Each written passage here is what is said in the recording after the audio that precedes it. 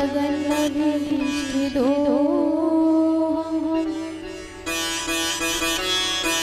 तीर्थास्पदं शिविरं चिनुतं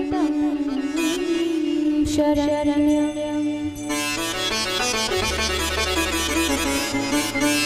ब्रत्यार्तिहं प्रणतिपाल भवाविदिपोतं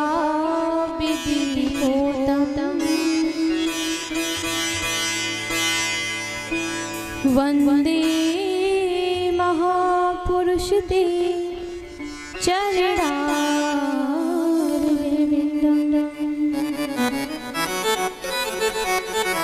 वंशी विभूषितकरान्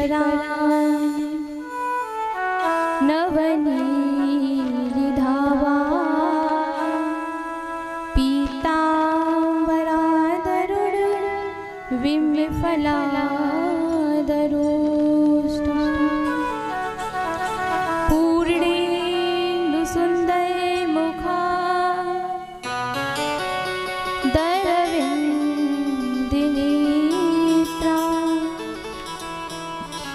कृष्णाति परं किमपि तत्त्वमहं न जाने। नारायणं नमस्कृत्यं नरं चैव नरोत्तमं देवीं सरस्वतीं व्यासं ततो जयमुदीरये।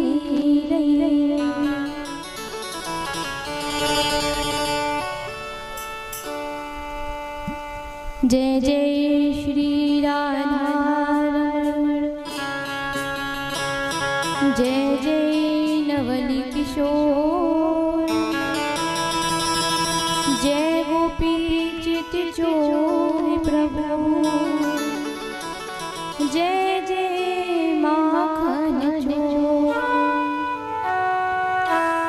वृंदावन के वृक्ष को मरम न जाने कोई, डाल डाल और पात पे श्री राधे राधे हो। बोली भागवत महापुराण की जय, हनुमंत लाल की जय, शिव शंकर भगवान की जय। जय जय श्री राम।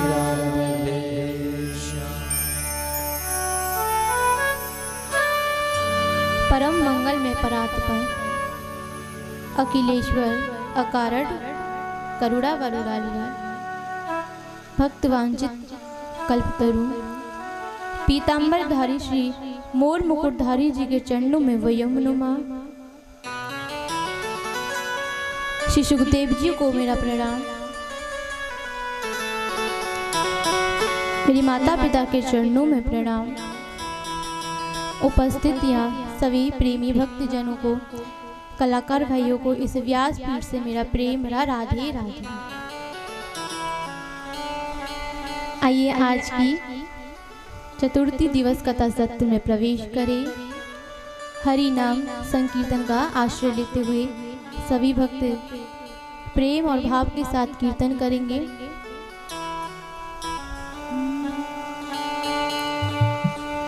अच्युतम केशवम कृष्ण दामोदरम राम नारायणं जानकी वल्लभम। अच्युतं केशवं कृष्ण दामोदरं राम नारायणं जानकी वल्लभम्। अच्युतं केशवं कृष्ण दामोदरं राम नारायणं जानकी वल्लभम्। अच्युतं केशवं कृष्ण दामोदरं राम नारायणं जानकी वल्लभम्।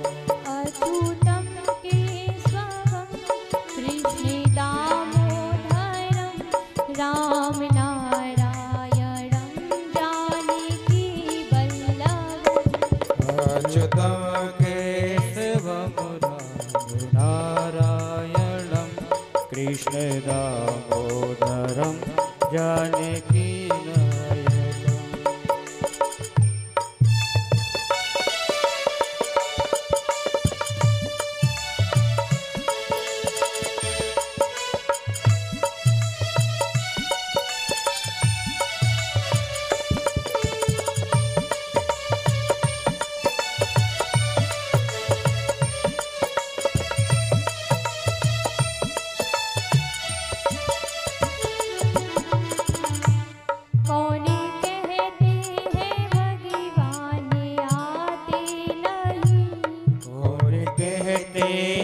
भगवान आते नहीं, कौन कहते हैं भगवान आते नहीं, कौन कहते हैं भगवान आते नहीं।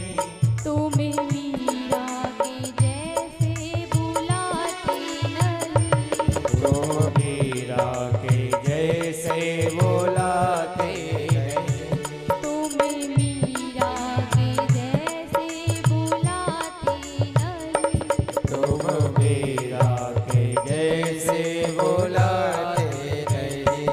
अच्युतं केशवं कृष्ण दामोदरं, अच्युतं केशवं कृष्ण दामोदरं राम नारायणं जानकी वल्लभं, राम नारायणं जानकी वल्लभम्।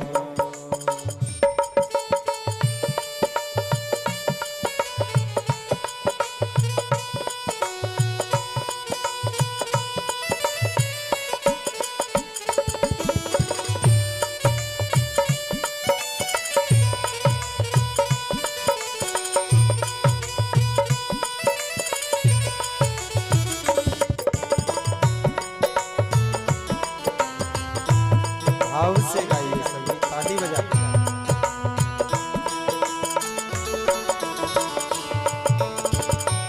कौन कहता है भगवान आते नहीं, कौन कहता है भगवान आते नहीं, कौन कहते हैं भगवान खाते नहीं, कौन कहते हैं भगवान आते नहीं। बेर सबरी के जैसे खिलाते नहीं, देर सबरी के जैसे खिलाते नहीं, बेर सबरी के जैसे खिलाते नहीं, देर सबरी के जैसे खिलाते नहीं। अच्युतं केशवं कृष्ण दामोदरं, अच्युतं केशवं कृष्ण दामोदरं राम नारायणं जानकी वल्लभं, राम नारायणं जानकी वल्लभम्।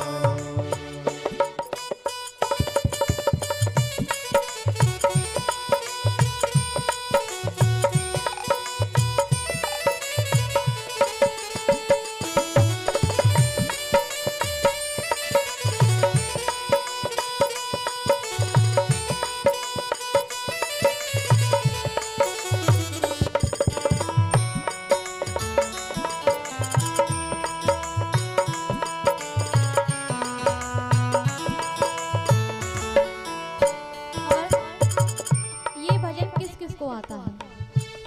आता है तो गा क्यों नहीं रहे हैं? मेरे साथ गाइए। कौन कहते हैं भगवान सोते नहीं, कौन कहते हैं भगवान सोते नहीं, कौन कहते हैं भगवान सोते नहीं, कौन कहते हैं भगवान सोते नहीं, कौन कहते हैं भगवान सोते नहीं, कौन कहते हैं भगवान सोते नहीं, माया यशोदा के जैसे सुलाते नहीं, माँ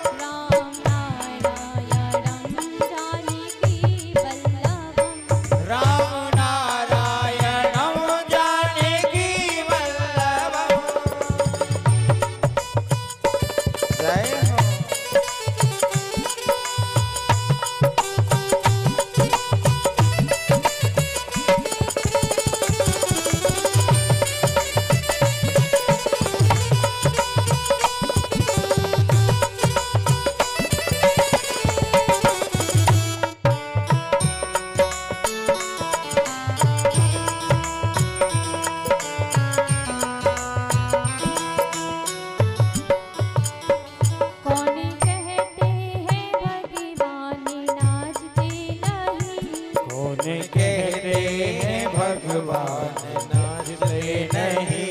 कौन कहता है भगवान नाचते नहीं।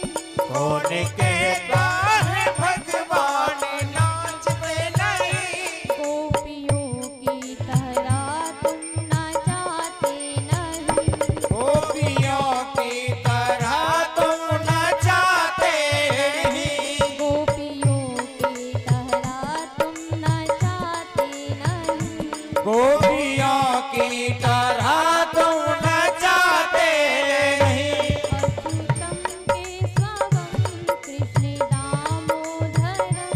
अच्युतम केशवम कृष्ण दामोदरम। अच्युतम केशवम कृष्ण दामोदरम।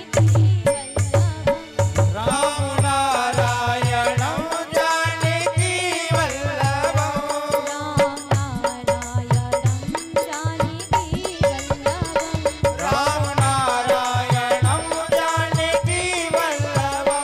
अच्युतम केशवम कृष्ण दामोदरम।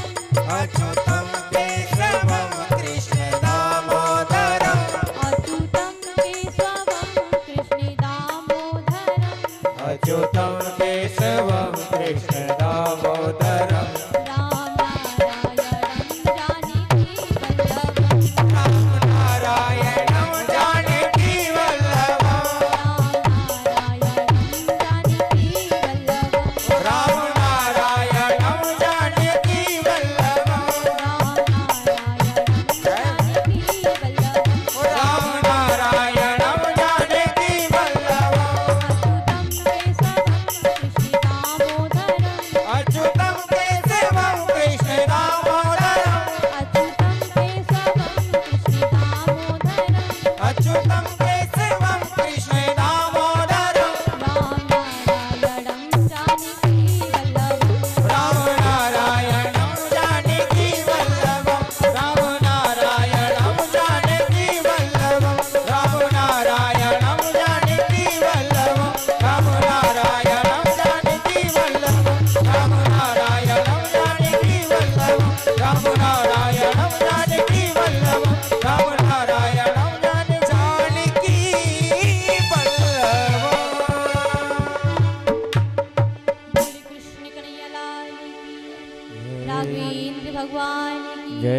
शिव शंकर भगवान की, जय। हनुमंत लाल की, जय। जय जय श्री राम। जय श्री राधे श्याम।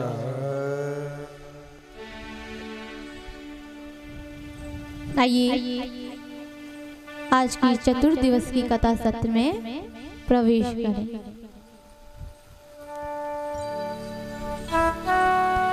कल की कथा का विश्राम कहाँ पे हुआ था? नहीं यार, ध्रुव चरित्र पे, यानी भगवान ने उनको ध्रुव तारा के नाम से वो जाने जाते हैं। देखिए, जो माता होती है वो अपने बच्चे को सही रास्ते पे भी पहुंचा देती है और गलत रास्ते पे भी, क्योंकि एक बच्चे की गुरु जो है पहली वो माँ ही होती है। कहते हैं जो शास्त्रों के अनुसार चले वो ध्रुव तारा है, और जो शास्त्रों की नीति पे ना चले वो धुंधकारी है। यहाँ माता सुनीति ने ध्रुव जी को यदि अपनी मौसी के खिलाफ भड़का दिया होता कि तू बेटा चिंता मत कर, तुझे तेरी गद्दी जरूर मिलेगी, तो बताइए क्या आज वो ध्रुव तारा के नाम से जाने जाते? तो एक बच्चे की माँ जो है वो एक पहली गुरु है। बच्चे का भविष्य ये माँ के ऊपर है।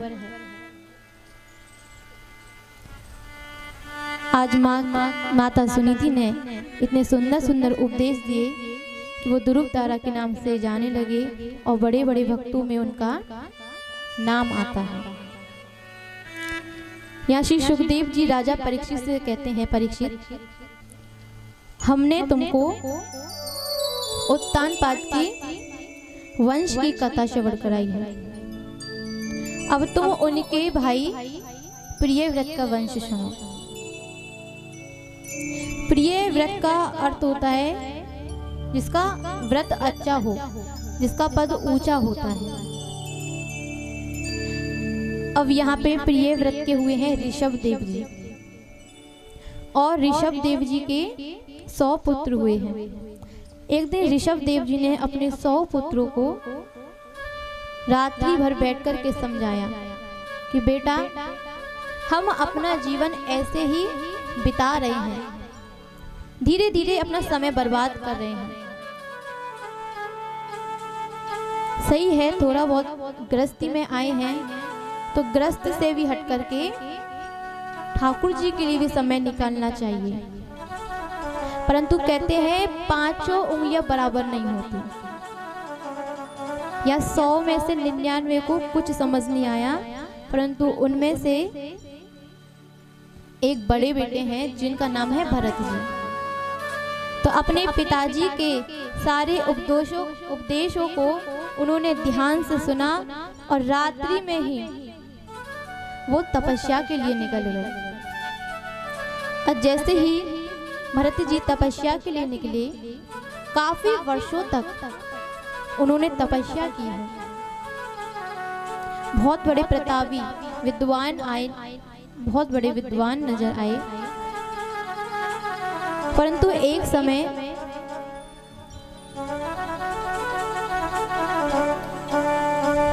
नदी में स्नान कर रहे थे, और जैसे ही नदी में स्नान करने लगे तो उन्होंने एक दृश्य देखा कि वहां जो एक शेर है जंगल में, उस शेर ने जोरदार दहाड़ लगाई।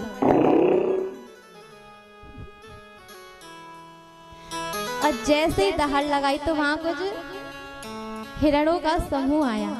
कुछ हिरण वहां पर आए तो उनमें से एक हिरणी गर्भवती थी, और जैसे ही शेर ने दहाड़ लगाई तो हिरणी ने छलांग लगाई, और डर के कारण जैसे ही छलांग लगाई तो उसमें उसका गर्भ छीन हो गया।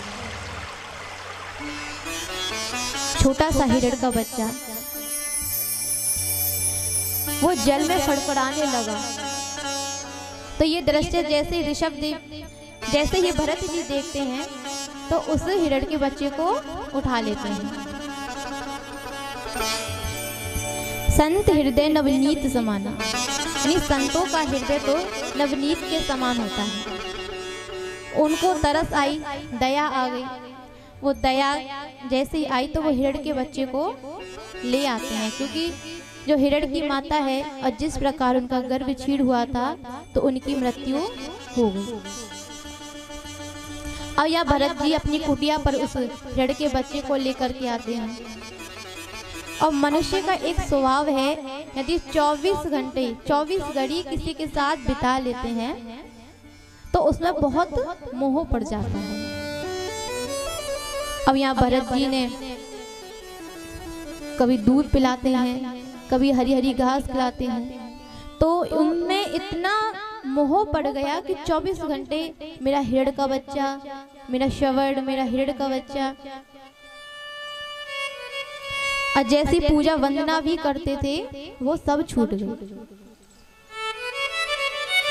अब यहाँ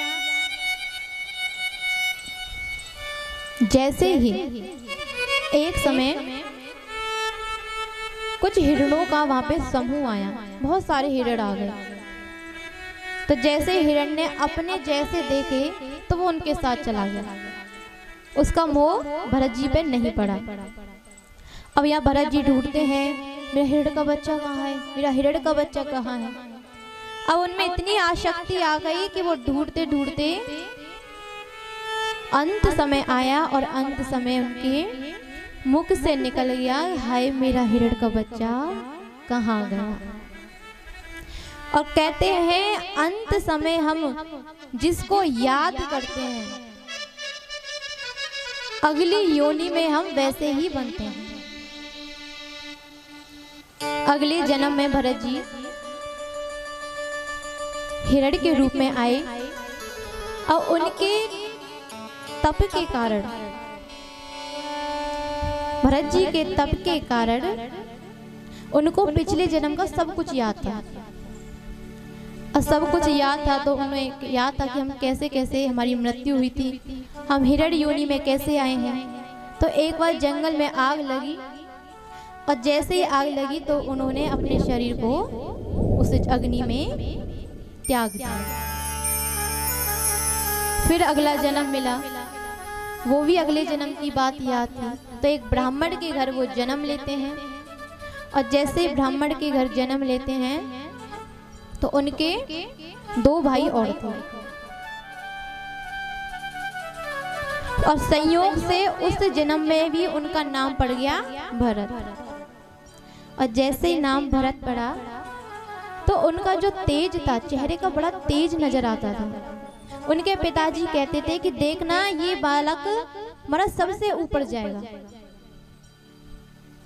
तो उसको गायत्री मंत्र सिखाते हैं, परंतु भरत जी विचार करते हैं कि पहले ही इतनी मुश्किलों से हमें मनुष्य योनि का जन्म मिला है, अब हम इसे बर्बाद नहीं करेंगे। तो वो जानबूझकर वो गायत्री मंत्र नहीं याद करते हैं। अब एक गायत्री मंत्र याद नहीं करके सुनाया तो उनका नाम पड़ गया जड़ भरत। जड़ यानी मूर्ख। तो पिताजी सोच रहे थे कि हम तो सोच रहे थे कि हमारा बड़ा बालक तेजस्वी निकलेगा, ये तो एकदम मूर्ख निकला। तो उनका जड़ भरत नाम पड़ा। यहाँ पिताजी की तो मृत्यु हो गई। अब भाइयों ने सोचा कि इसको ज्यादा पढ़ाते लिखाते नहीं है, क्योंकि आगे चल के ये बहुत दिक्कत करेगा। यहाँ जड़ भरत जी बहुत भोले भाले हैं। अब उनके भाई उनसे काम करवाते हैं कि भरत जरा ये लेके आना, भरत ये काम करना, भरत वो काम करना। अब घर के तो काम करा ही रहे हैं कि बाहर के भी काम कराने लगे। और ये बात भाइयों को बिल्कुल अच्छी नहीं लगी कि अरे हम काम करा रहे हैं, हम तो घर के हैं, ये बाहर वाले भी आके काम करा रहे हैं। तो उनसे कहा कि जाओ जाकर के खेतों की रक्षा करो। और जैसे ही खेतों की रक्षा करते हैं, अब वहां पे खेतों की रक्षा करते करते कभी चिड़िया आ रही है, कोई जानवर आ रहा है, तो वो गेहूं को खाने लगे, यानी फसल चौपट करने लगे। और जड़ भरत जी उनसे क्या कह रहे हैं, राम जी के चिड़िया, राम जी के खेत, खाओ रे चिड़ैया भरे भरे पेट। एक बार आप सभी गाइए, किसको याद आई? राम जी के चिड़िया, राम जी के खेत, खाओ रे चिड़ैया भरे भरे पेट। जरा जोर से गाइए।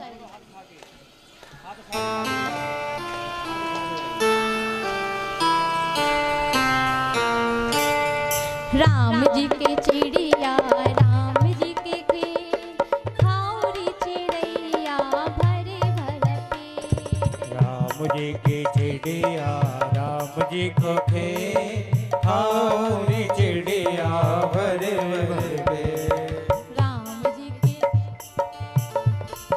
राम जी की चिड़िया, राम जी को खेत, खाओ रे चिड़िया भरे भरे पेट। राम जी की चिड़िया, राम जी को खेत, खाओ रे चिड़िया भरे भरे पेट।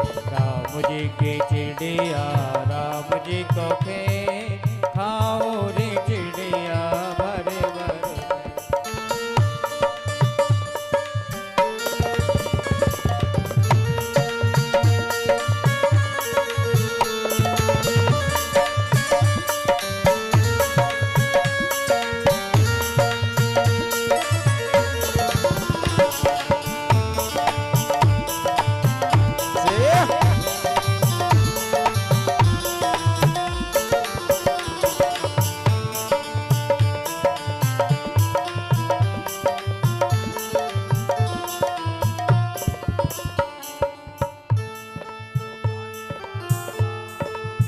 खाने वाला राम खिलाने वाला राम तो रोकने का मेरा क्या है काम। ओ खाने वाला राम खिलाने वाला राम रोकने का मेरा क्या है काम। ओ खाने वाला राम खिलाने वाला राम तो रोकने का मेरा क्या है काम। खाने वाला राम खिलाने वाला राम रोकने का मेरा क्या है काम।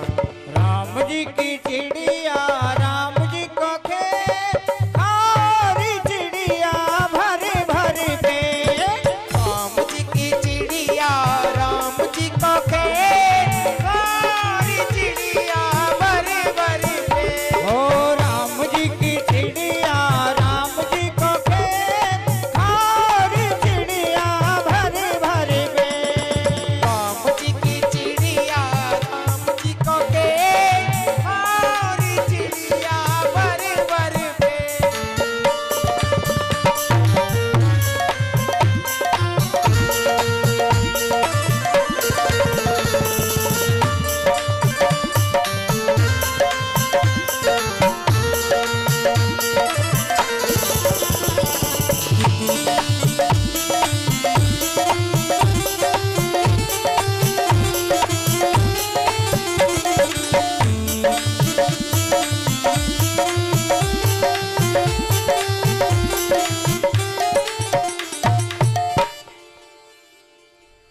बोली कृष्ण कन्हैया लाल की। अब यहाँ पे सारी फसल वो खराब करवाने लगे।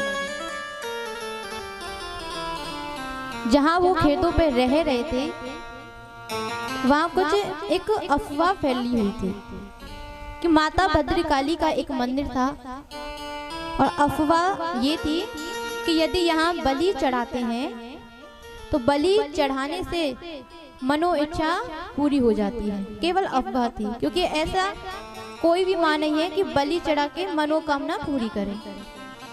अब ये बात डाकुओं को मालूम चली और जैसे डाकुओं को भीलों को पता चली तो उन्होंने कहा उनके सरदार ने कि जाओ किसी व्यक्ति को लेके आओ। यहाँ जड़ भरत जी नजर आए हैं तो भरत जी को ही उठा लिए और जैसे ही ले जाने लगे तो भरत जी पूछते हैं कि कहाँ ले जा रहे हो। उन्होंने कहा चलो तो सही, तुम्हें भोजन कराएंगे। इतने भोले भाले कि उन्हें बलि का भी मतलब नहीं मालूम। अब जैसे ही जाते हैं उनके सरदार ने कहा कि यहाँ आंख बंद करके शांति से बैठ जाना। उन्होंने कहा क्यों? तो डाकुओं ने बहका दिए कि यहाँ साक्षात माँ भद्रकाली प्रकट होगी। यहाँ वो नेत्र बंद करके बैठ जाते हैं और भील जैसे ही तलवार लेकर के निकाल के उनका सर काटने लगे तो साक्षात माँ भगवती भद्रकाली प्रकट होती है। बोल भद्रकाली मैया की जय। और सिंह सवारी शेरों वाली पहाड़ों में स्थान तेरा और ब्रह्मा विष्णु शिव शंकर माँ करते हैं गुणगान तेरा। ब्रह्मा विष्णु शिव शंकर माँ करते हैं गुणगान तेरा। फिर सिंह सवारी शेरों वाली सिंह सवारी शेरों वाली पहाड़ों में स्थान तेरा। ब्रह्मा विष्णु शिव शंकर माँ करते हैं गुणगान तेरा। ब्रह्मा विष्णु शिव शंकर माँ करते हैं गुणगान। हे शेरों वाली मैया फिर मंदिर नगर नगर में मेरी शेरों वाली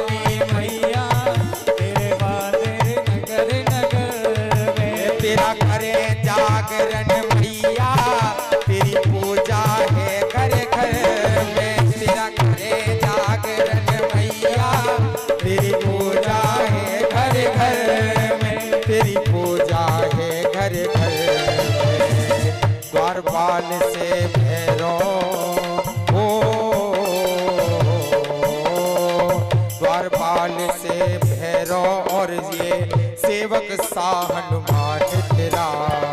ब्रह्मा विष्णु शिव शंकर मां करते हैं गुणगान।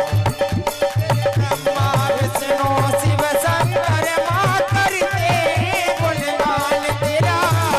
ब्रह्मा विष्णु शिव शंकर मां करते हैं गुणगान तेरा। और सिंह सवारी शेरों वाली, सिंह सवारी शेरों वाली दोनों में स्थान तेरा।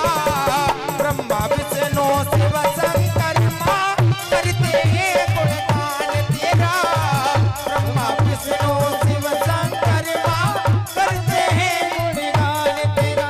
और जौवन दुर्गा आई तो मां शक्ति कहलाई। और जौवन दुर्गा आई तो मां शक्ति कहलाई। मां बन के द्रौपदी चंडी कौरव सेना मरवाई।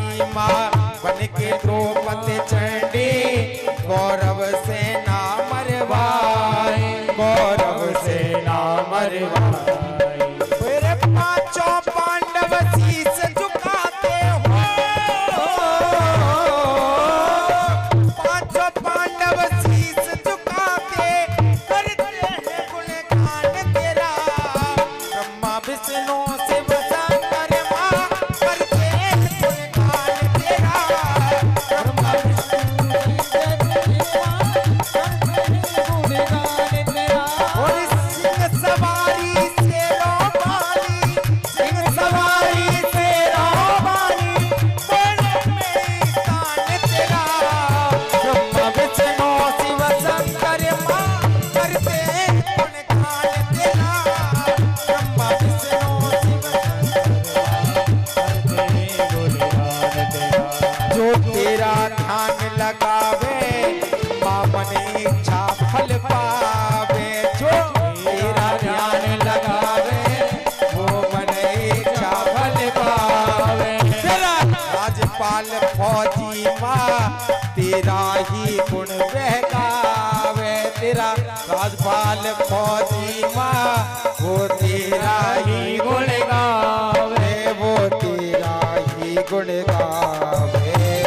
लखा भीमा भेद को गावे हो। लखा भीमा भेद को गावे। गावे वेद पुराण तेरा। ब्रह्मा विष्णु शिव शंकर मां करते हैं गुणगान तेरा। ब्रह्मा विष्णु शिव शंकर मां करते हैं गुणगान तेरा। ब्रह्मा विष्णु शिव शंकर मां करते हैं गुणगान तेरा। ब्रह्मा विष्णु शिव शंकर मां करते हैं गुणगान तेरा। बोले मां के बिहारी लाल की जय। हम सबके मध्य परम पूज्य व्यास जी महाराज जी का सम्मान करने के लिए हमारे पप्पी मामा जी और भारिया जी मामी श्री आई हैं। तो मैं सभी से निवेदन करूं कि उनके लिए जोरदार ताली बजाकर उनका भी उत्साहवर्धन करें। और उनके लिए व्यासपीठ से बहुत बहुत साधुवाद, बहुत बहुत धन्यवाद। वो इसी प्रकार धर्मार्थ कार्यों में बढ़ चढ़ के भाग लें। बोली राधा वल्लभ लाल की जय।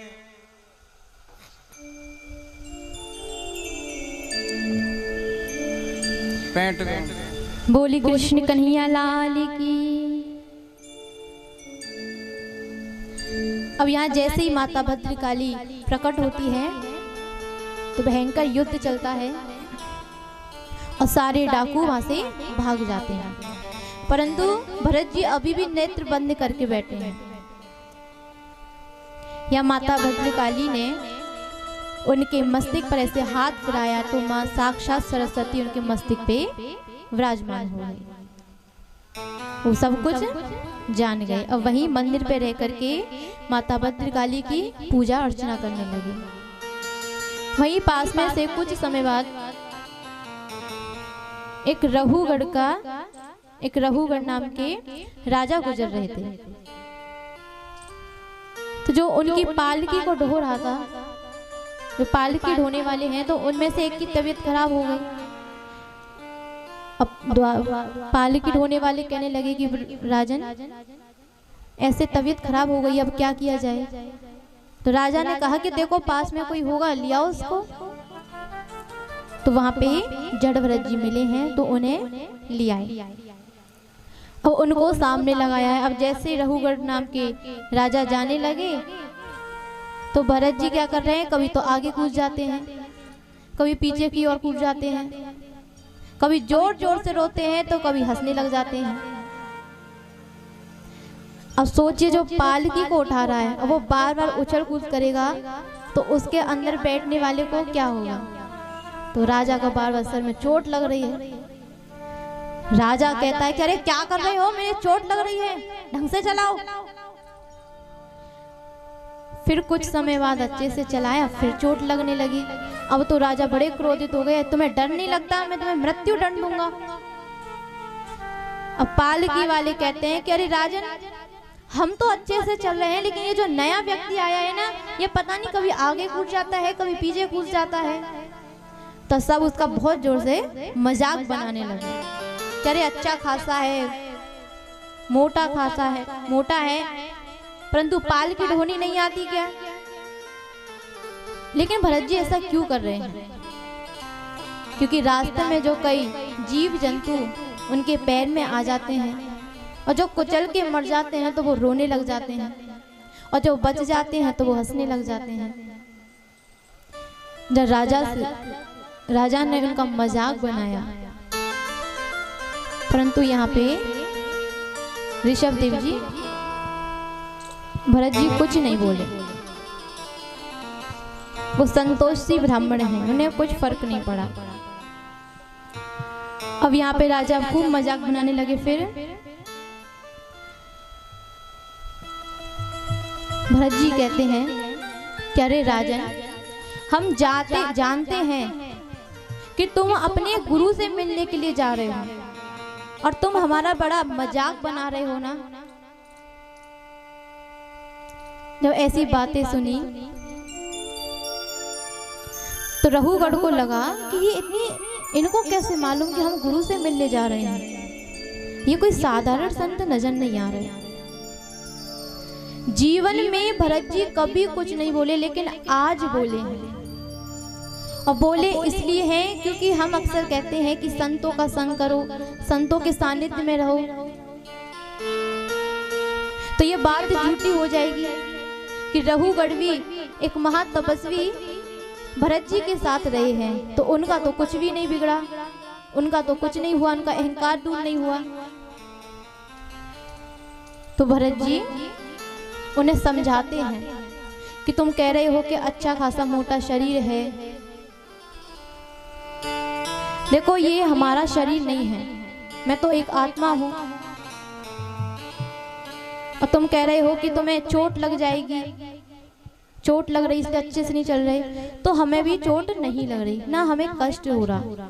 यदि कष्ट हो रहा है तो वो शरीर को हो रहा है, मैं तो एक आत्मा हूं। ऐसे आत्मा का उपदेश करने लगे। अब यहाँ जैसे ही भरत जी आत्मा का उपदेश करने लगे, तो राजन उनके चरणों में लेट करके माफी मांगने लगता है कि आप कौन हैं, और आप कह रहे हो कि ये शरीर को कष्ट नहीं होगा। यदि आप अग्नि पे एक पात्र रखो और पात्र में कुछ जल डाल दो, और जल में भी फिर चावल डाल दो, तो पहले अग्नि उस पात्र को छुएगी, फिर पात्र में रखा जल को छुएगी, और जल के अंदर जो चावल है उसको छूने के बाद वो भात बन जाएगी। तो ऐसे ही हमारा शरीर है, यदि शरीर को कष्ट होगा तो हमारे मन, हमारे अंदर से शरीर को भी कष्ट होगा, मन को भी कष्ट होगा। फिर यहाँ भरत जी समझाते हैं कि देखो राजन, कष्ट केवल मन का होता है, इस देह को नहीं होता। उन्होंने एक दृष्टांत दिया कि कथा चल रही थी, और एक कथा में जैसे ही चल रही थी, सामने एक व्यक्ति बैठा था, और बहुत देर में लास्ट में जाके एक व्यक्ति कथा श्रवण करने के लिए आया। तो उसने इधर उधर जगह देखी और मन में विचार किया कि हम तो सबसे आगे बैठेंगे। अब उस व्यक्ति के पास उसे जगह नजर आई तो वो आने लगा। अब जो बगल सबसे आगे वाला व्यक्ति बैठा था वो मन में विचार करने लगा कि अरे हम तो 3 बजे के आके बैठे हैं और ये हमारी जगह को कैसे घेर लेगा। अब वो आया, उससे छुआ भी नहीं और दूर साइड में होके बैठ गया।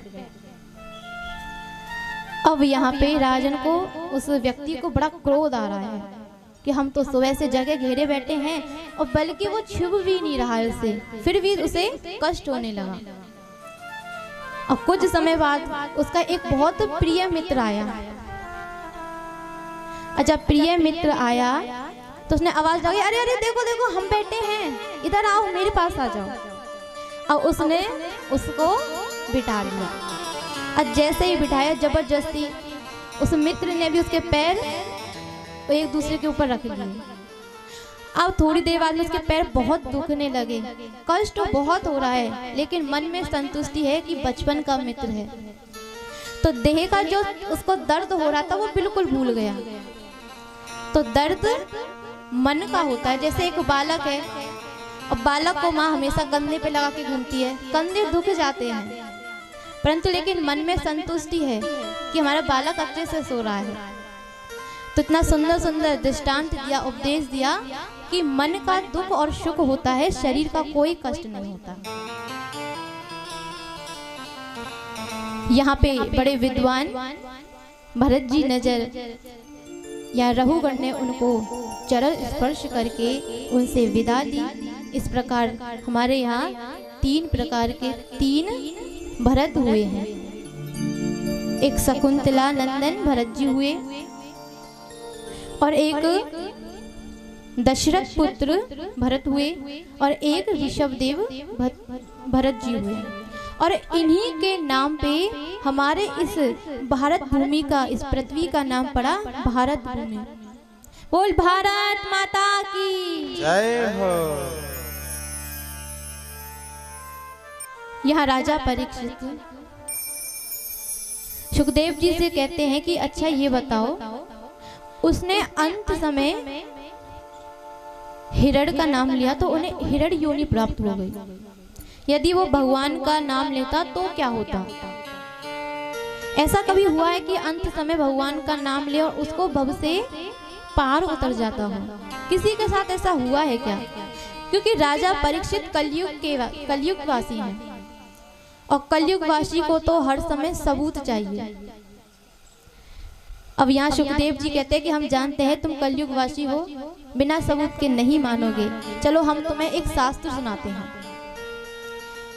एक कन्नौज नगरी में अजामिल नाम का ब्राह्मण रहता था, बड़े विद्वान थे।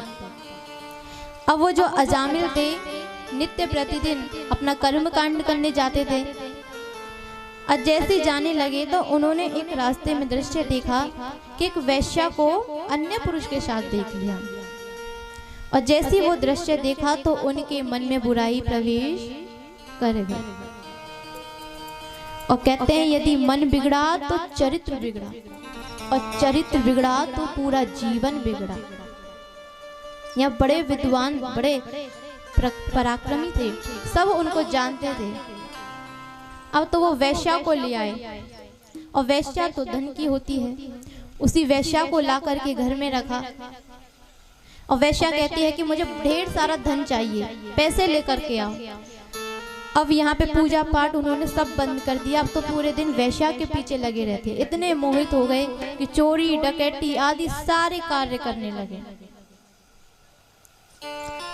अब यहाँ पे एक दिन अयोध्या से आई हुई एक संतों की टोली वहां से गुजर रही थी। और जैसे संतों की टोली वहां गुजरने लगी तो संतों ने उसी गांव में से किसी व्यक्ति से पूछा, रात्रि का समय हो गया था, कि भैया ये बताओ यहाँ किसी ब्राह्मण का घर है क्या? और गांव वासी तो बड़े मजाकिया होते हैं। उन्होंने मजाक में, उपहास में कह दिया कि अरे ब्राह्मण बहुत बड़े विद्वान रहते हैं यहाँ पे, आप ऐसे सीधे सीधे चले जाओ और जो बड़ा सा घर नजर आए सोचो तुम्हें ब्राह्मण का घर मिल गया। अजामिल तो घर पे नहीं थे, अजामिल की पत्नी वहां पर थी। अब जैसे ही संत जाते हैं तो दरवाजा खटखटाया तो अजामिल की पत्नी निकली। और जैसे ही अजामिल की पत्नी वहां पे आई तो संत कहते हैं कि यहाँ किसी भक्त अजामिल रहते हैं क्या? माता कहने लगी कि देखो मेरी माता ने मुझे बचपन में बताया था कि कभी किसी से झूठ मत बोलना, संतों से झूठ मत बोलना, क्योंकि संत सब जानते हैं। मैं तुम्हें झूठ नहीं बोलूंगी, लेकिन जो तुम भक्त अजामिल कह रहे हो ना, वो कोई अजामिल भक्त नहीं है, वो डाकू हैं, चोरी करते हैं। और संत बोले बड़े बुरी जगह फंस गए। उसने तो कहा था ब्राह्मण का घर है, ये तो डाकू का निकल आया। फिर उनके सरदार ने कहा संत के कि कोई बात नहीं, है तो भक्त, है तो ब्राह्मण ही। और फिर संत मन में कहते हैं कि हम जहां भी जाते हैं उनका उद्धार अवश्य करते हैं। कहते हैं संत कि देखो हम यहाँ रात्रि में विश्राम करेंगे और सुबह प्रातः होते ही यहाँ से चले जाएंगे, कुछ भोजन इत्यादि मिलेगा क्या? अजामिल की पत्नी कहती है कि महाराज मैं तो गर्भवती हूँ, भोजन तो नहीं दे सकती, लेकिन आपको सूखी सामग्री देती हूँ और आप ये सूखी सामग्री लीजिए और भोग लगा, भोजन बनाने के बाद आप इसको ग्रहण कर लीजिए। या संतों ने भोजन बनाया और रात्रि भर कीर्तन करने लगे। श्री कृष्ण गोविंद हरे मुरारी, हे नाथ नारायण वासुदेवा। कृष्ण गोविंद हरे मुरारी, हे नाथ नारायण वासुदेवा। श्री कृष्ण गोविंद हरे मुरारी, हे नाथ नारायण वासुदेवा। कृष्ण गोविंद हरे मुरारी, हे नाथ नारायण वासुदेवा। हे नाथ नारायण वासुदेवा, हे नाथ नारायण वासुदेवा। हे नाथ नारायण वासुदेवा। हे नाथ नारायण वासुदेवा। श्री कृष्ण गोविंद हरे मुरारी, हे नाथ नारायण वासुदेवा। श्री कृष्ण गोविंद हरे मुरारी, हे नाथ नारायण वासुदेवा। श्री कृष्ण गोविंद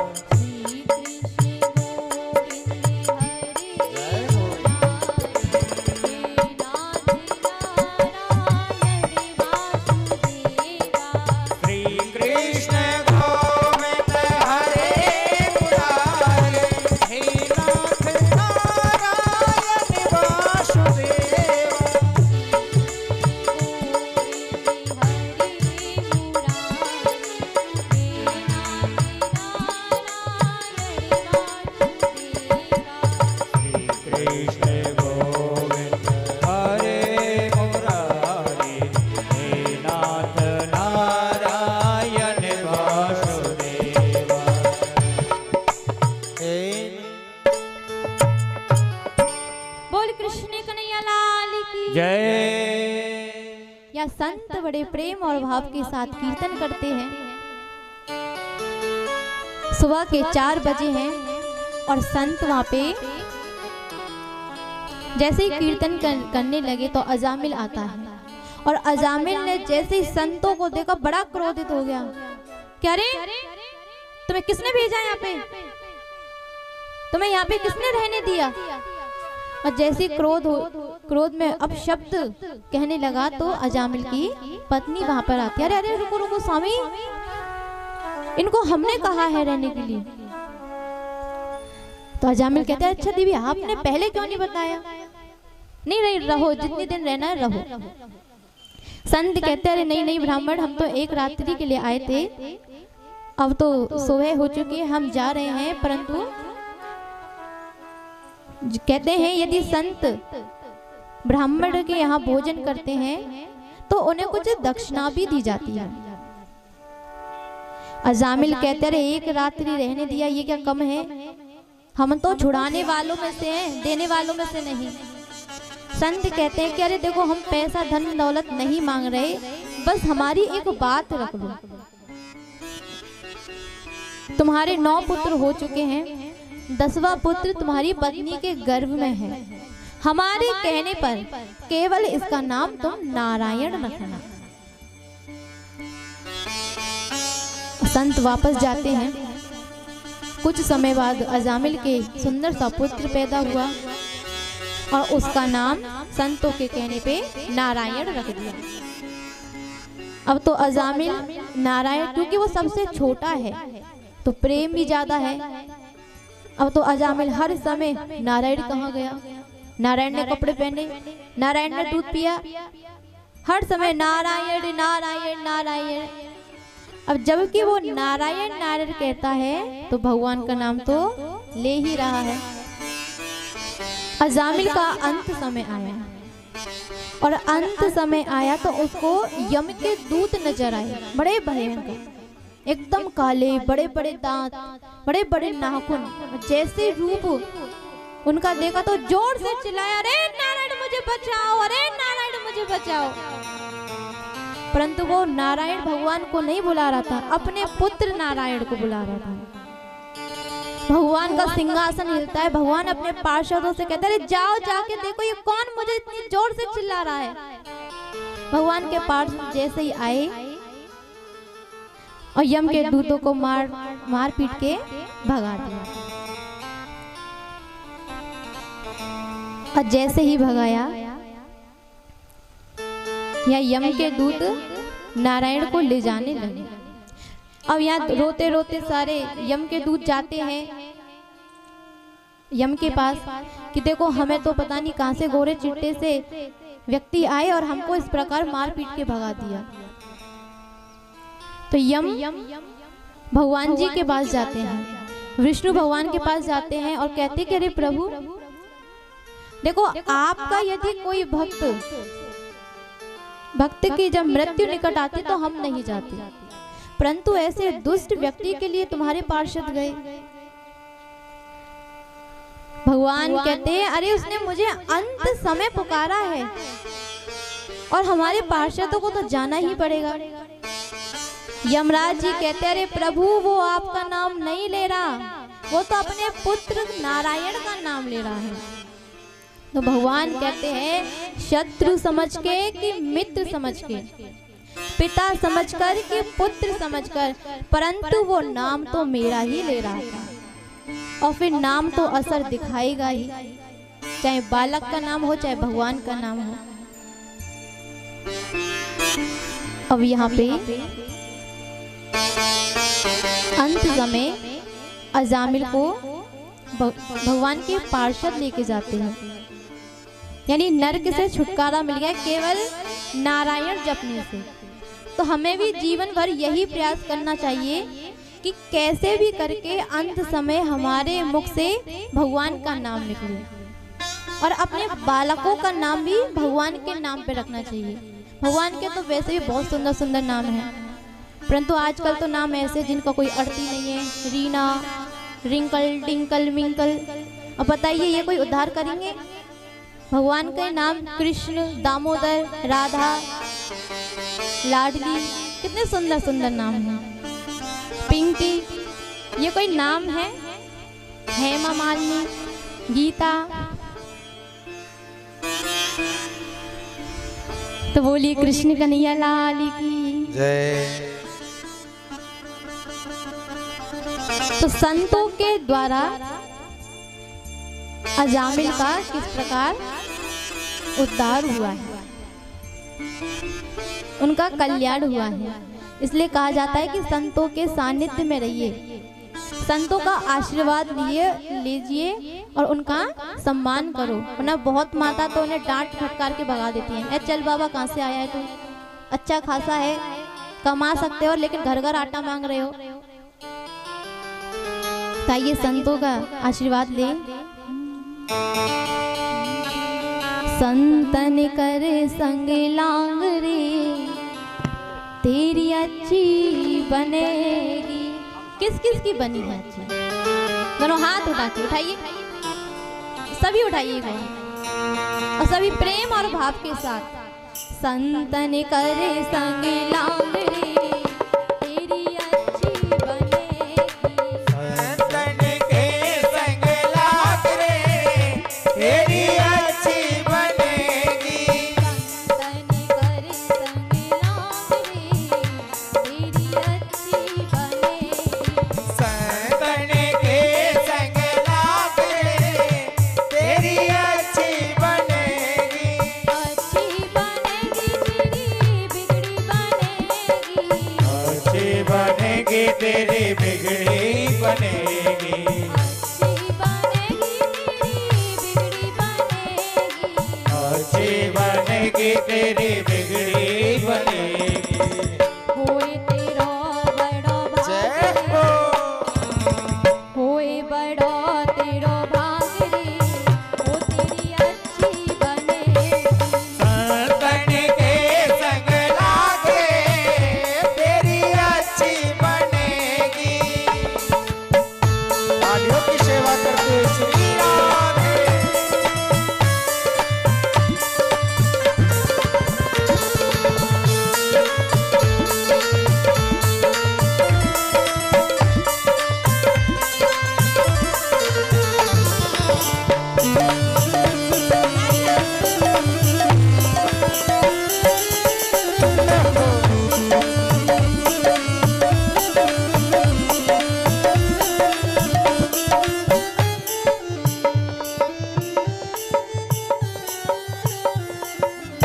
संतन संग करे पुण्य कमाई। संतन संग करे पुण्य कमाई। संतन संग करे पुण्य कमाई।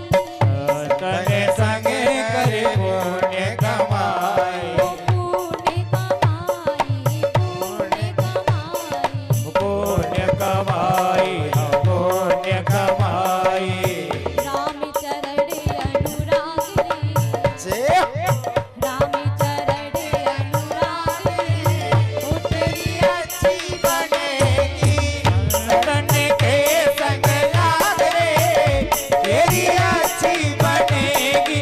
संतन के संग लाग रे, तेरी अच्छी बनेगी। जय हो। तालियों की सेवा करते हुए श्री राधे।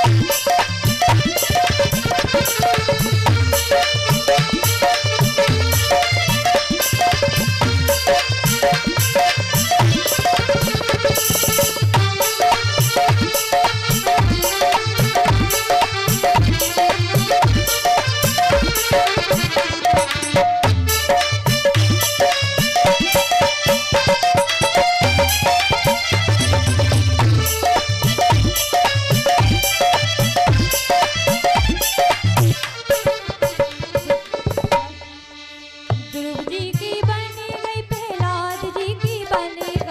प्रभु जी की बन गई, प्रहलाद जी की बन गई। ध्रुव जी की बन गई, प्रहलाद जी की बन गई। प्रभु जी की बन गई, प्रहलाद जी की बन गई।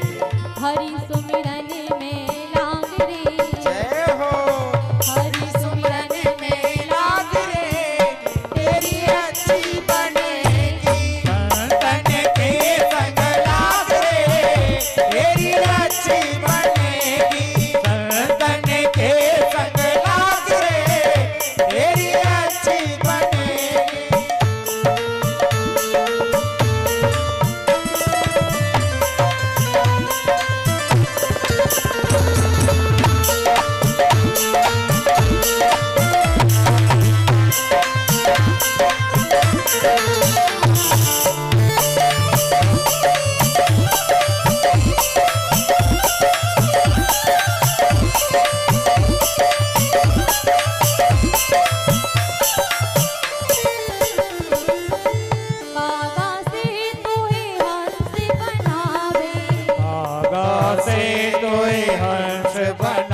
बनावे, कागा से तोहे हंस बनावे, कागा से तोहे हंस बनावे, हंस बनावे, हंस बनावे, हंस बनावे तोहे हंस बनावे।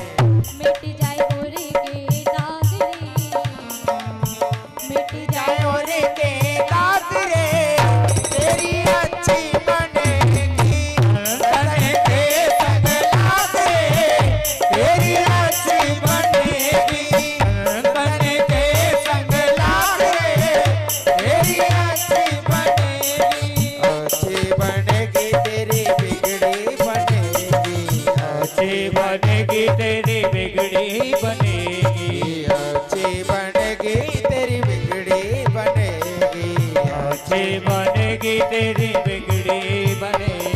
ओए मिट जाए और के दाग रे, तेरी अच्छी बनेगी, तने के संग लाग रे, तेरी अच्छी बनेगी। जय हो, तालियों की सेवा करते हैं।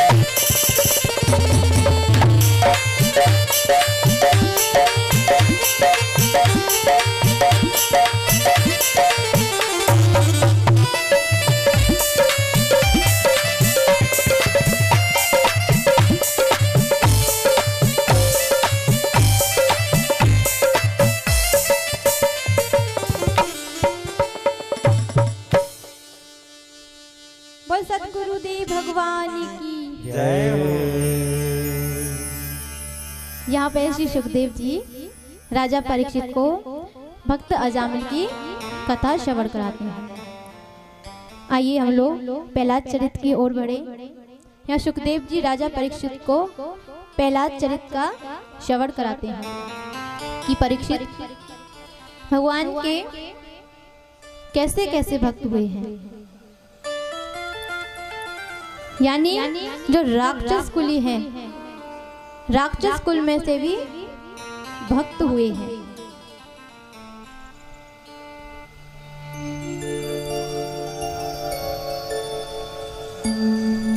हमारे मध्य पैठे गांव से पधारे मामा श्री और माई जी व्यास जी का पूजन कर रहे हैं।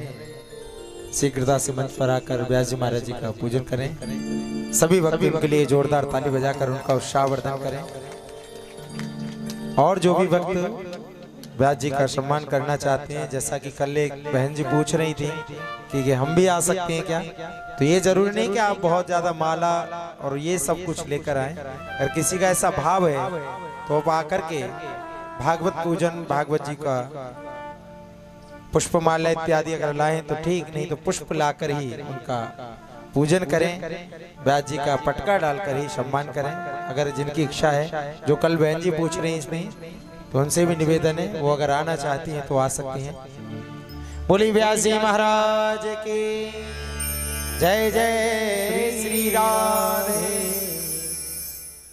और आज हमारे मध्य में कुछ ही क्षणों के पश्चात जो मधु शौबरी जी जो कथा श्रवण पान करा रही हैं हम सबको, इन्होंने जहां शिक्षा प्राप्त की, भागवत जी की शिक्षा जहां ग्रहण की है, इनके गुरुदेव भगवान शिक्षा गुरु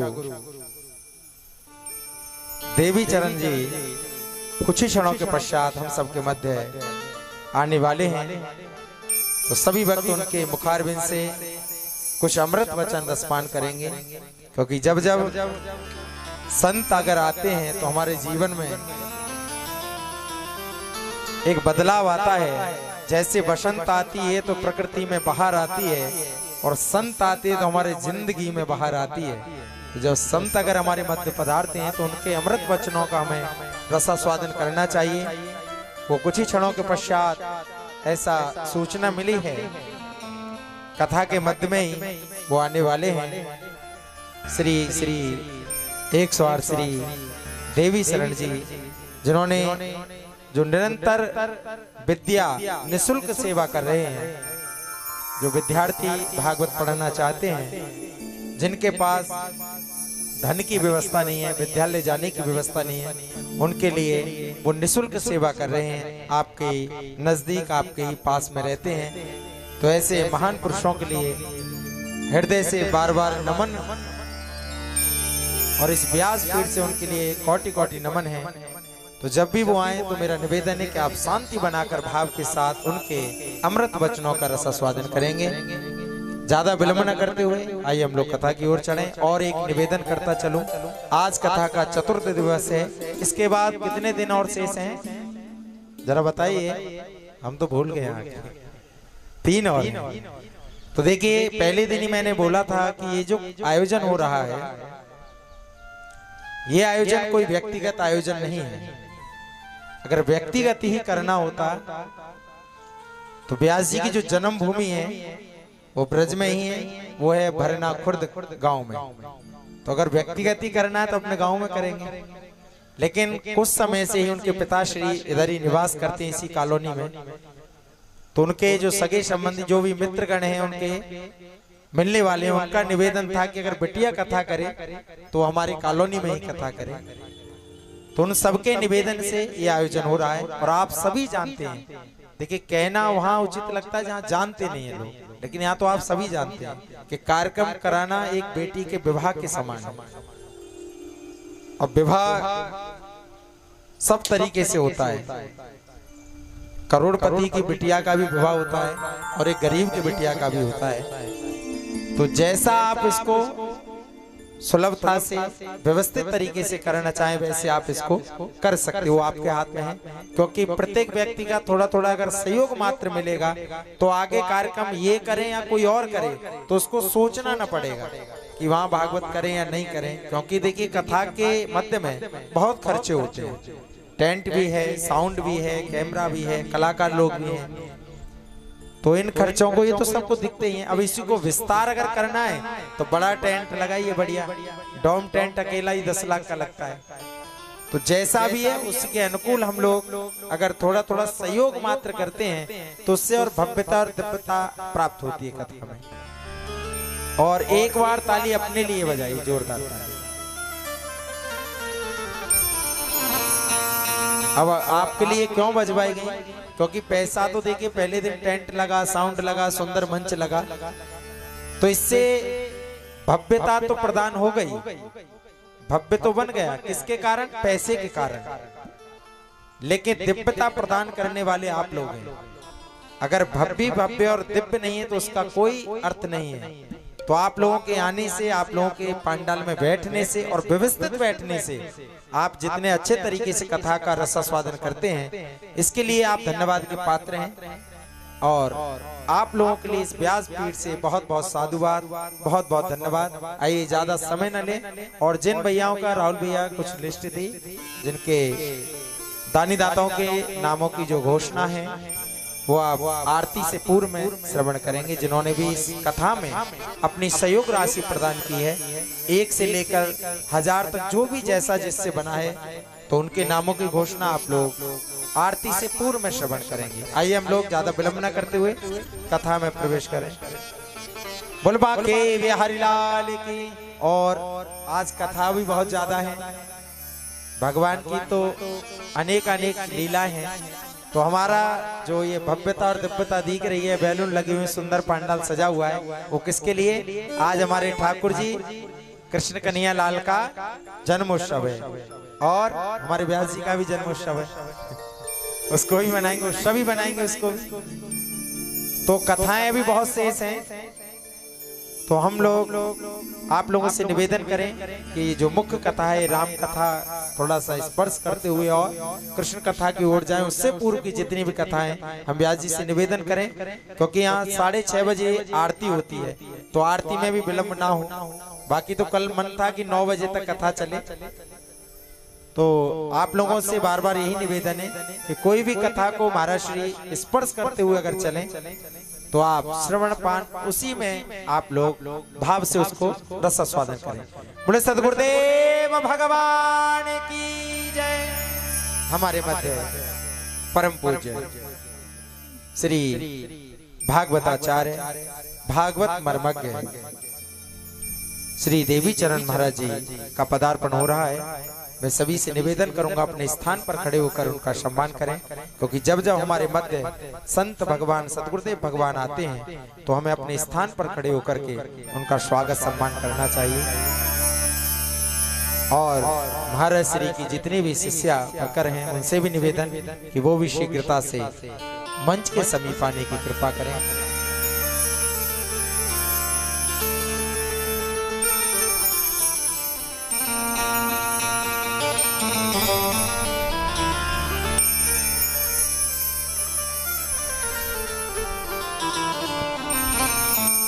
बोली सद्गुरुदेव भगवान की जय। बोली नारायण भगवान की जय। जय जय श्री राधे श्याम। गुरुर्ब्रह्मा गुरुर्विष्णु गुरुर्देवो महेश्वरा गुरुरि साक्षात् परं ब्रह्म तस्मै श्री गुरुवे नमः। तस्मै श्री गुरुवे नमः। हमारे गुरुजी जो यहाँ पधारे हैं उनके चरणों में मेरा कोटि कोटि प्रणाम।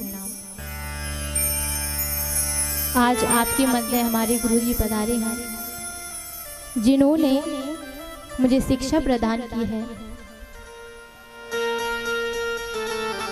इस योग्य मुझे बनाया है, इस व्यास पीठ पर मुझे बिठाया है। मैं उनके चरणों में बारंबार प्रणाम करती हूँ। और मेरे यहाँ जो भक्त आए हैं, हमारे मित्र हमारे साथी हैं, उनको इस व्यासपीठ से मेरा राधे राधे। आइए अपने चरणों गुरुजी के चरणों में भाव रखते हुए करता करे न कर सके गुरु के सो सात दीप नवखंड में गुरु से बड़ा न को। गुरमूरत मुख चंद्रमा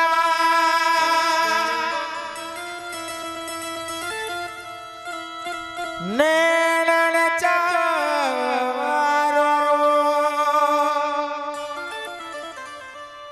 अष्ट पहन निरखत रहो श्री गुरु चरण की ओर। सारे तीर्थ धाम आपके चरणों में, हे गुरुदेव प्रणाम आपके चरणों में। चरणों में सारे तीर्थ धाम आपके चरणों में। चरणों में हे गुरुदेव प्रणाम आपके चरणों में। चरणों में सारे तीर्थ धाम आपके चरणों में। चरणों में हे गुरुदेव प्रणाम आपके चरणों में।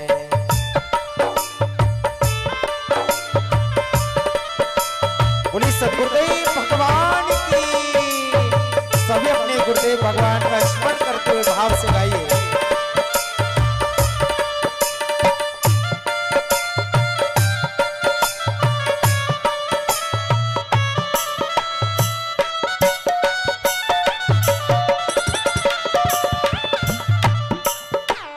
हृदय में महामाई लक्ष्मी कंठ शारदा माता है।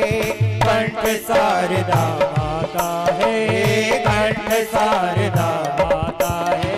ओ जो भी मुख से वचन कहे वो वचन सिद्ध हो जाता है। वचन सिद्ध हो जाता है। वचन सिद्ध हो जाता है। हे गुरु ब्रह्मा हे गुरु विष्णु हे गुरु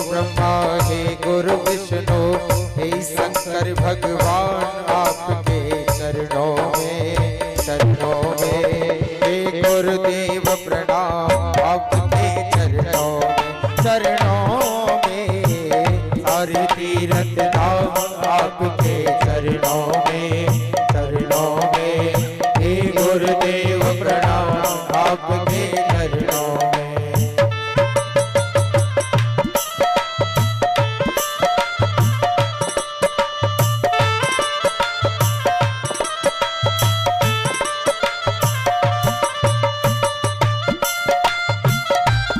जय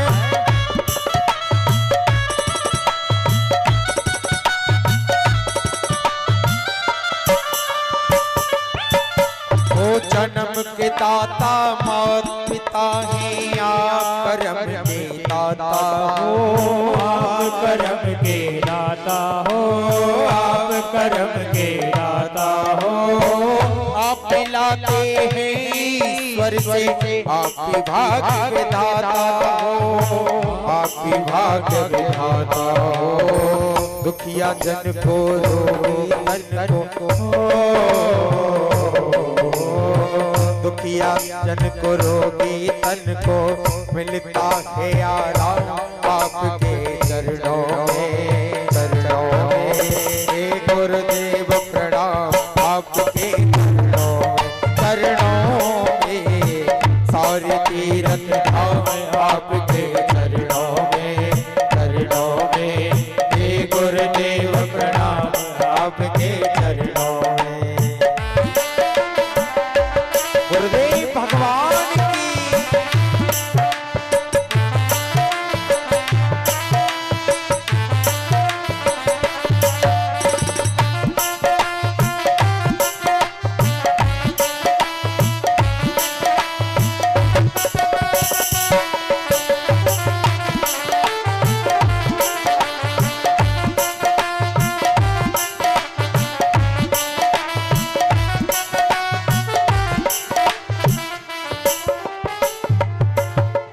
निर्धन को धनवान बना दो मूर्ख को गुणवान प्रभु, मूर्ख को गुणवान प्रभु, मूर्ख को गुणवान प्रभु। राजकमल और बंसी को भी ज्ञान का दो वरदान प्रभु, ज्ञान का दो वरदान प्रभु, ज्ञान का दो वरदान प्रभु। हे महाज्ञानी हे महादानी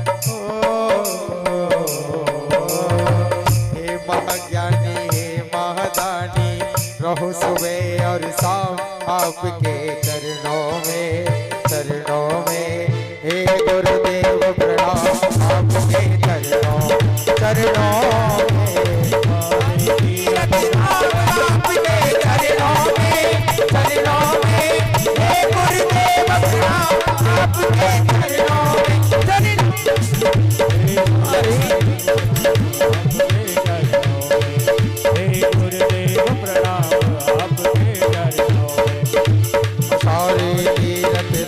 आपके चरणों में हे गुरुदेव प्रणाम आपके गुरुदेव प्रणाम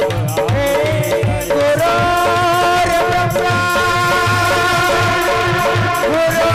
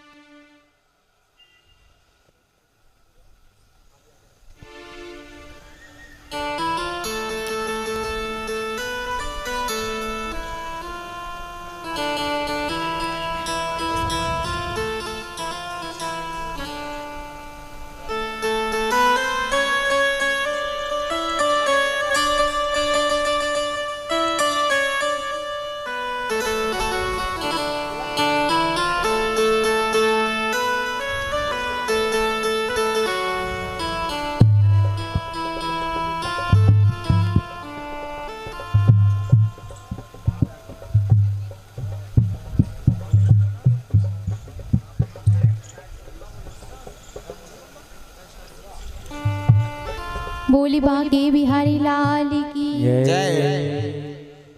आइए हम कथा में प्रवेश करें।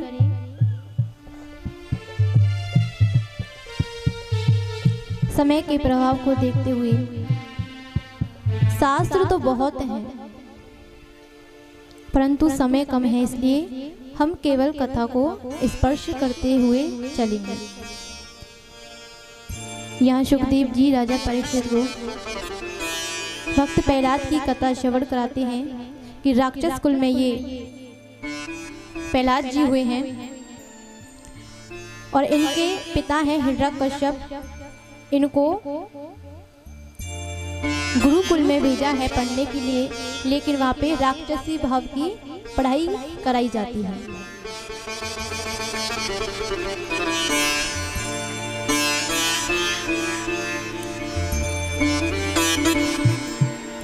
परंतु जो प्रहलाद है वो तो पहले से ही पढ़े पढ़ाए हैं, यानी माता के गर्भ में ही उन्हें संतों का संग मिला था, इसलिए वो पहले से पढ़े पढ़ाए ही आए हैं। या हिरण्यकश्यप एक दिन अपने बालक से मिलने जाते हैं और प्रहलाद जी से पूछते हैं कि पुत्र तुमने गुरुकुल में क्या सीखा। उन्होंने नवदा भक्ति के बारे में बताया तो बड़े क्रोधित हो जाते हैं कि अरे तुम्हें गुरुकुल में यही पढ़ने के लिए भेज रहा हूं क्या? जिस नारायण की तुम इतनी तारीफ कर रहे हो, गुणगान कर रहे हो, वो मेरा शत्रु है। यहाँ प्रहलाद एक दिन बड़े भाव के साथ गुरुकुल में कीर्तन कर रहे थे और उन बालकों को भी अपने साथ लेकर के उनको कीर्तन करा रहे थे। बड़े प्रेम और भाव के साथ कीर्तन करा रहे थे। श्रीमन नारायण नारायण हरि हरि, श्रीमन नारायण नारायण हरि हरि, ओ श्रीमन नारायण नारायण हरि हरि, श्रीमन नारायण नारायण हरि हरि। तेरी लीला सबसे न्यारी न्यारी, हरि हरि। ओ तेरी लीला सबसे न्यारी न्यारी, हरि हरि। तेरी लीला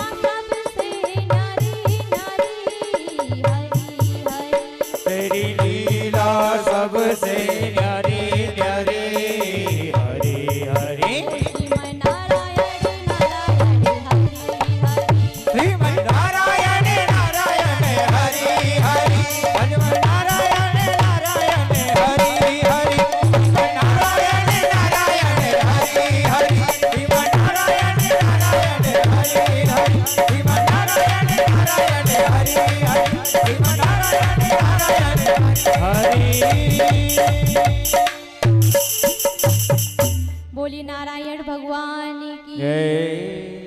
जैसे ही प्रहलाद जी कीर्तन कर रहे थे तो उनके गुरुकुल में पिता आते हैं और हिरण्यकश्यप ने जैसे ही प्रहलाद को देखा बड़े भयंकर क्रोधित हो जाते हैं।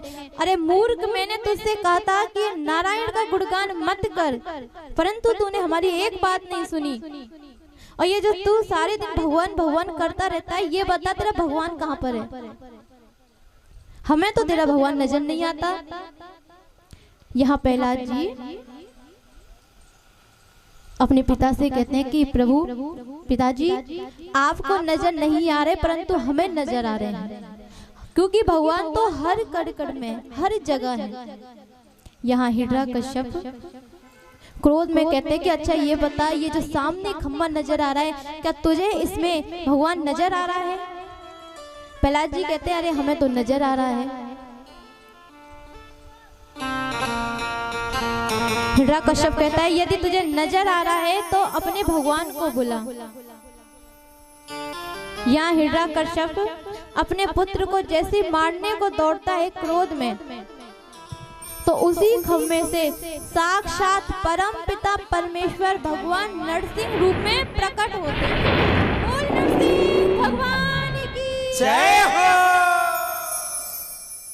यहाँ हिरण्यकश्यप और नरसिंह भगवान के मध्य बहुत भयंकर युद्ध चलता है। युद्ध करते करते संध्या का समय आया और यहाँ हिरण्यकश्यप को भगवान ने उठा करके द्वार पर बैठ गए। हिरण्यकश्यप जोर जोर से हंसने लगता है कि हम जानते हैं तुम हमें नहीं मार सकते क्योंकि हमें इच्छा मृत्यु का वरदान मिला है। ना तुम हमें शस्त्र से मार सकते हो, ना अस्त्र से मार सकते हो, ना दिन में मार सकते हो, ना रात में मार सकते हो।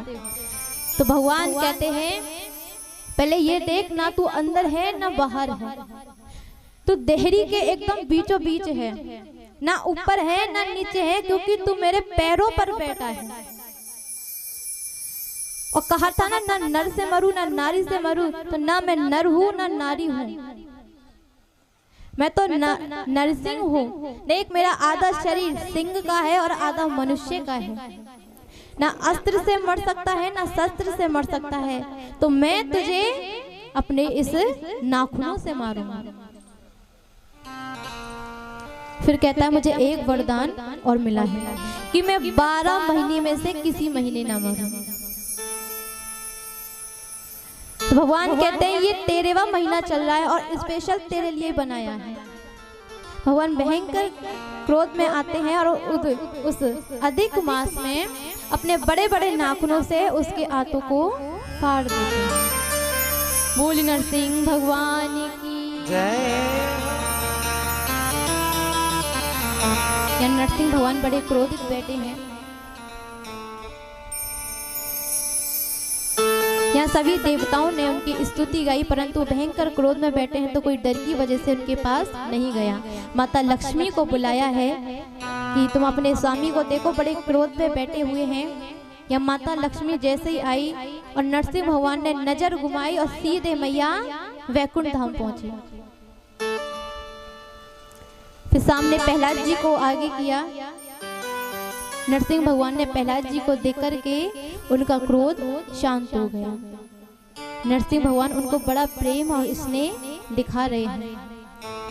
प्रहलाद जी से कहा कि तुम्हें क्या चाहिए, तो प्रहलाद जी ने उनसे वर मांगा कि हमें जो हमारे पिताजी हैं, हम जानते हैं कि इन्होंने बड़े बुरे कर्म किए हैं और आप इनको अपने धाम को ले जाइए। या नरसिंह भगवान ने तथास्तु कहा और अदृश्य हो गए।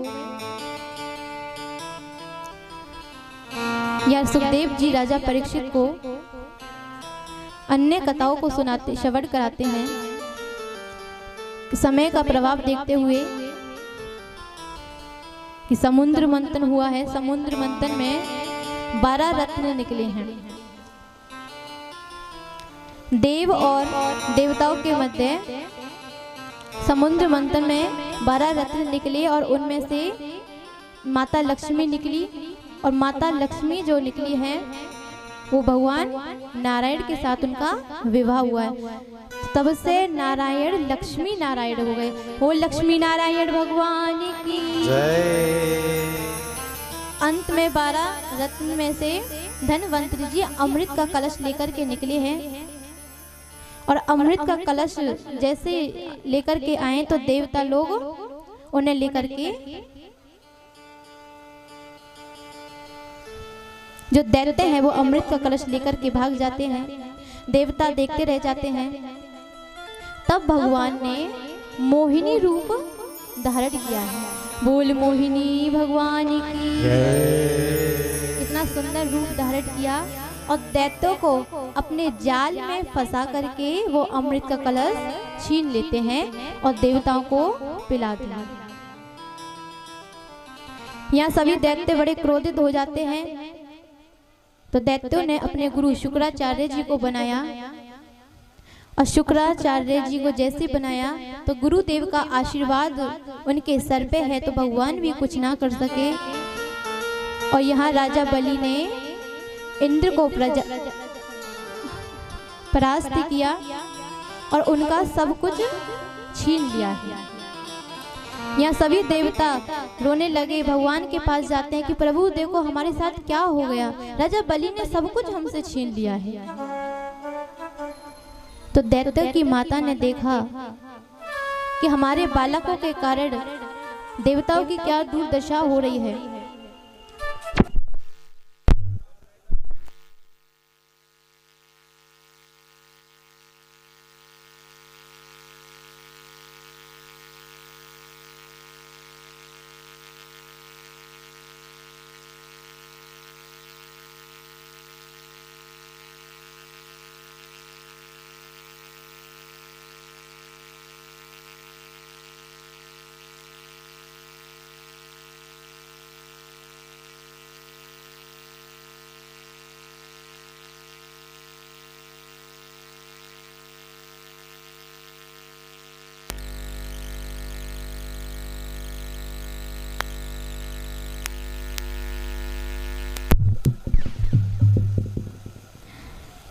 बोल नारायण भगवान की जय। दैत्यों की माता दिति को जैसे ही मालूम चला कि हमारे बालकों के कारण देवताओं को कष्ट हो रहा है, तो उन्होंने पयो व्रत रखा, 11 दिन का व्रत रखा है। तो भगवान आकर के उन्हें आशीर्वाद देते हैं कि हम तुम्हारे गर्भ से जन्म लेंगे। तो यहाँ दिति के गर्भ से साक्षात वामन रूप में भगवान प्रकट होते। बोलिए वामन भगवान की जय। यहाँ भगवान वामन भगवान चले हैं राजा बलि के यहाँ, और वहां राजा बलि यज्ञ कर रहे हैं। जैसे ही 100वां यज्ञ पूर्ण होने पे आता है, वामन भगवान वहां पहुंच जाते हैं। तो उनका जो बटुक सा रूप है, छोटे से ब्राह्मण है, इतने सुंदर नजर आ रहे हैं कि राजा बलि उनके ऊपर मोहित हो जाते हैं और यज्ञ को छोड़कर के दौड़े दौड़े वामन भगवान के चरणों में लेट जाते हैं और उनको प्रणाम करके कहा कि कहिए महाराज, बड़े सुंदर रूप में आप पधारे हैं, आपको क्या चाहिए। वामन भगवान कहते हैं कि हम तो संतोष्टि ब्राह्मण हैं, हमें कुछ भी नहीं चाहिए। या राजा बलि कहते हैं, जो मेरे द्वार पर आया वो बिना मांगे बिना दिए हमने कभी नहीं भेजा, तो तुम्हें मांगना ही पड़ेगा। कहो तो महाराज तुम्हें बढ़िया सी बहू दे दूं, बहू नहीं तो कोई राजपाट, कोई राजा का सिंहासन राजपाट दे दूं। ऐसे 2-4 चीजें गिनाई तो यह वामन भगवान वैराग्य दिखाने लगे। अरे नहीं, हम तो संतोष्टि ब्राह्मण हैं, कुछ भी नहीं लेंगे। परंतु ज्यादा जिद करने पे राजा बलि ने कहा कि तुम्हें कुछ मांगना ही पड़ेगा। तो वामन भगवान ने 3 पग भूमि मांगे, वो भी संकल्प करा के। और जैसे ही संकल्प कराया तो यहाँ शुक्राचार्य को शक होने लगा। वो जैसे नेत्र बंद करते हैं तो विष्णु भगवान के दर्शन होते हैं। शुक्राचार्य जाते हैं और राजा बलि से मना करते कि नहीं बलि, जरा ध्यान दो, ये कोई साधारण वामन भगवान नहीं है, ये तो वो छलिया विष्णु है। राजा बलि बड़े प्रसन्न हुए। हमारे मध्य जोरदार ताली बाबा के लिए। देखिए इतनी उम्र में आकर भी व्यास जी का सम्मान करने के लिए मंच पर आए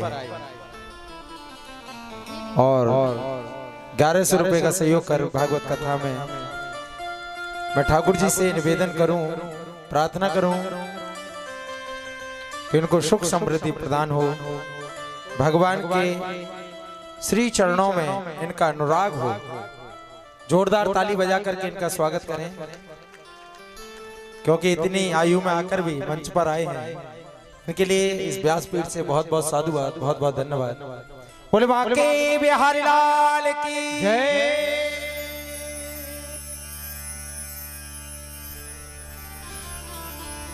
यहाँ पे शुक्राचार्य जी उनका हाथ पकड़ लेते हैं कि जरा देखो ये छलिया विष्णु है।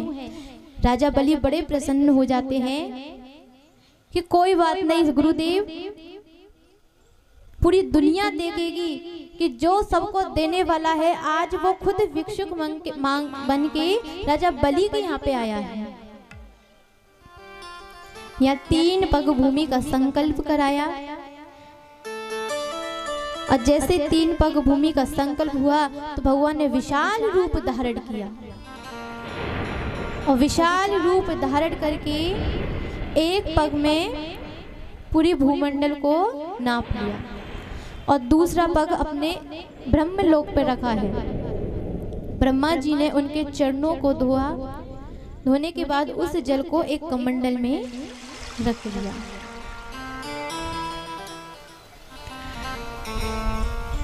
फिर भगवान कहते हैं कि बताओ राजा बलि, तीसरा पग हम कहाँ रखें?